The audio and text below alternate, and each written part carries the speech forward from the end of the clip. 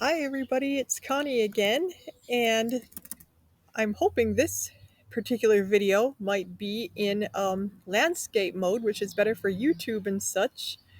Um, I believe that's the case. According to my research, I'm using Microsoft Clipchamp, and so far it's been a very accessible app to use. I mean, I'm just using it for the basics, of course. I'm not doing anything fancy here, so don't expect like a professional product or anything, but that's what I love about this day and age. Of course, that means there's a whole lot more YouTubers out there, and some are better than others or whatever. So you'll just have to judge the quality for yourself of this video and whether you think it has value or not. But I'm just having lots of fun. And I actually did get an encouraging comment from somebody the other day on my video about using the white cane and the IRA demo. They said they were newly blind, and they said they just really appreciated my video and learned so much from it and everything. That was just really encouraging because that video wasn't even specifically designed for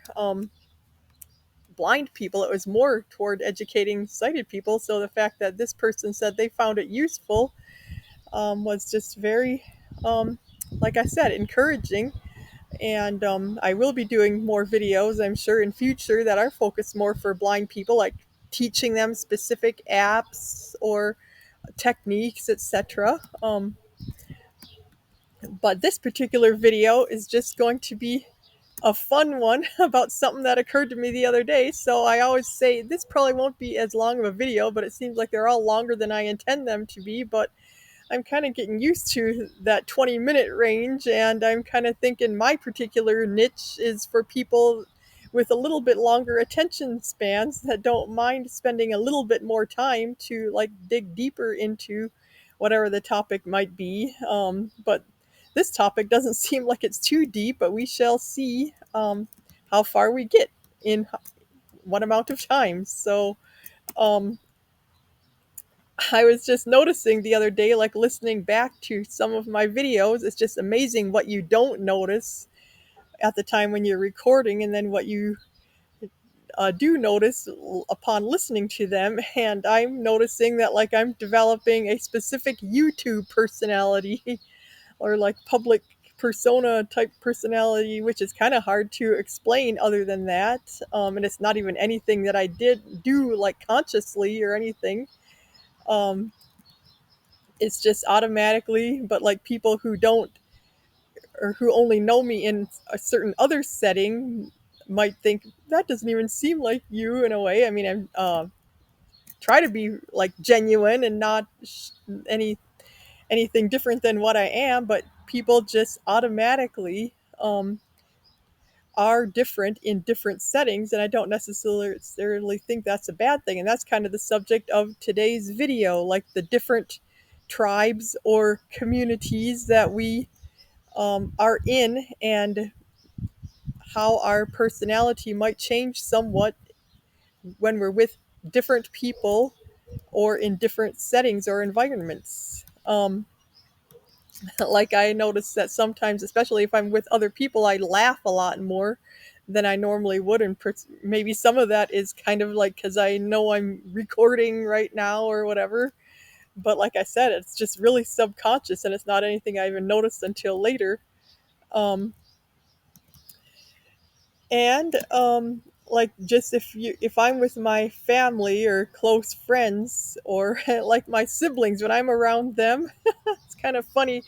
uh, People have commented over the years that when our family is my siblings and I, when we get together, we're just like a group of kids. We just kind of enter our second childhood, and sometimes it almost seems like our own offspring, my sisters and mine. We both have two kids, and they seem more mature and grown up than we are sometimes when the four of us siblings get together. Because I guess that might be due partly to the fact that, like, of course, we grew up together and just spent a lot of time together as kids, and there's just no pretenses between us or whatever. So we just kind of revert back to that. But I have heard other people say that as well, that when they're with their own siblings, that kind of happens to them too. Um, And so, like, that's one setting. And then I'm sure, like, when my own kids were younger, I was in parent mode, like, when I was with them. So I was with it in a whole different mode, and or like in a professional, like if you're in your work environment, I'm sure you talk to your coworkers differently too, and you do. I'm sure you don't even realize it. Like I've noticed that both my kids just act and talk differently when they're around their coworkers or employers and stuff. And it's just natural, but I just notice it more because um, just thinking about that particular issue of like, because I've noticed even on Facebook, when I'm posting just for my own friends on there, people that know me, I'm like really outspoken a lot of times about certain issues. But when I actually see people in person, like one on, if I know them really well, I can probably talk pretty freely too. But I wouldn't say there's that many people that I know that well that I'm like that close to or that comfortable with. So usually when I'm around people, I'm a lot more quiet and shy or whatever, and I don't usually speak out unless it's something I'm really passionate about or have a particular reason to. But so like it just kind of got me to wondering which one of those personalities is the real me. And I finally came to the conclusion that they're both the real me, and not one of them is more true than the other. Um, and so, yeah, it's not that anybody's trying to be deceptive or not genuine or whatever. It's just that we automatically, and I think that's a good thing. I mean, when you're in a professional environment that's more formal, you shouldn't act the way you would when you're with your siblings and you're in kid mode or whatever. um, so, yeah, I think it's possible for people to be very different in different environments and yet all of them be part of who that person is, the real them, so to speak.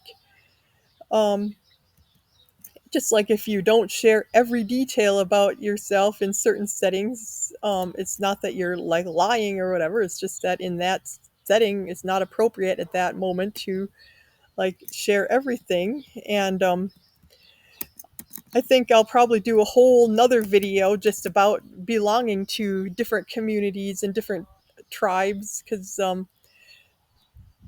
it's just a really interesting issue. Like how I'm a mother, but I'm also a musician and I belong to that community. And I'm also now a YouTuber, I guess, and just various.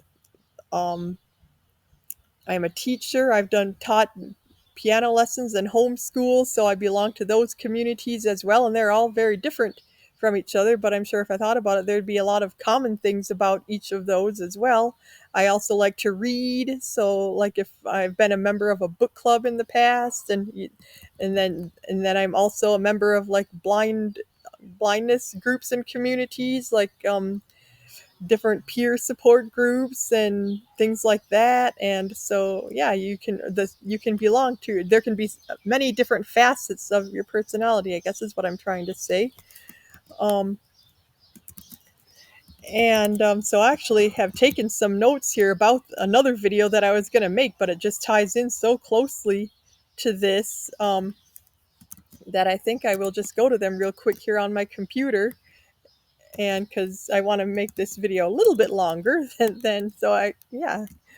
Let's see. I think it's been about 8 minutes ago that I started the video, something like that. Um, so let me just see if I can find those really quick here because I don't know how to pause this video. I have to research that after. I tried to, but I couldn't find a quick answer as to how to pause it and restart it. So I'd have to break it up into two videos, which I'd rather not really do for this particular. Um, I wonder if I already moved it off my computer. Probably so. So yeah, I'll just ramble on here for a little bit longer. But the point of the other video I will probably make was just the whole othering concept, like how we tend to like people that aren't a part of our tribe or review them as not belonging to our particular community, or we like politically, for example, if somebody's on the opposite political party than you, if that's the only thing you know about them, you might just make a snap judgment and say, eh. I mean, especially if they're like really activist, like on one side of the aisle and you're really active on the other side of the aisle, you might just not go out of your way to like befriend them or get to know them or whatever. And that's okay. I mean, I think it's just natural for people to want to belong to in groups with people for whom we have something in common. I mean, that only makes sense. But just the degree, I think, to which we might isolate ourselves from others that are different from us, it can also be a problem. I think there has to be a happy medium or a balance in there where we, even though we might like feel more comfortable in one situation, we should try to look at people as being multifaceted as much as possible. Because like I of course we all know people, I'm sure, that like have very different values from us, um but yet they we would always count on them. We would know that we could count on them in an emergency. Like at heart, they're just very like nice, kind people and would bend over backward to help somebody or whatever. And so a lot of times I think we can focus on the things that we do have in common with one another and not think so much or worry so much about the areas where we differ, unless we're in a specific, like if we're trying to accomplish a certain task or whatever in a political arena, for instance. Yeah, like there's nothing wrong with that to be passionate. I certainly have my share of passionate beliefs that I'm sure wouldn't be shared by someone else, but yet we can just choose not to focus on those things when we're together, or we can just focus on the things that we know that we do have in common. Or if it's a close friend or whatever, I don't even mind sharing like differences that I know we have, just to like get another person's perspective and see how they might think about something, and share my own, the way I might view it differently or whatever. And even in some public forums, I might discuss it with a whole audience, because I don't really spend too much time discussing things with people that I don't know well, because or if I think their mind is just very, very made up and they're not really interested in hearing a different perspective, like they're more closed minded, I don't really um, talk to those people for like lengthy time on things that we disagree with, because unless it's like I might, for the sake of somebody reading the comments, for example, like somebody in the listening audience, I might do it for those people, but not necessarily even for the main like person who made the post that I disagree with or whatever, because I know they're probably not going to change their mind, but somebody reading the different comments or whatever just might. So it all just depends on the situation as to how much I might share about a certain thing. And but I've just really learned, because of how I've changed in my own, and I'm sure I'll be doing a lot more videos just about how I've evolved over the years. Like I used to be like a lot more on the conservative side, and then I did a 180 pretty much over time. I mean, it wasn't overnight at all, but just gradually. And then looking back, I realized, wow, a lot of my, most of my beliefs are now different.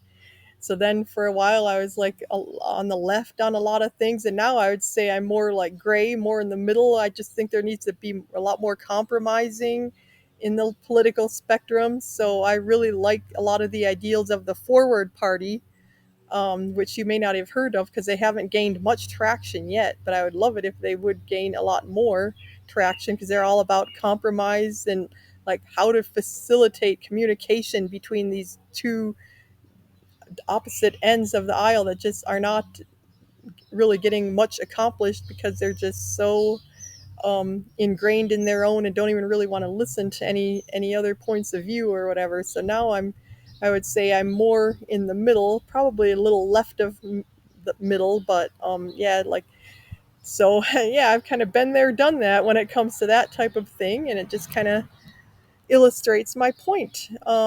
And yeah, I think that's probably a good place to stop this particular video. So I hope you could hear me well.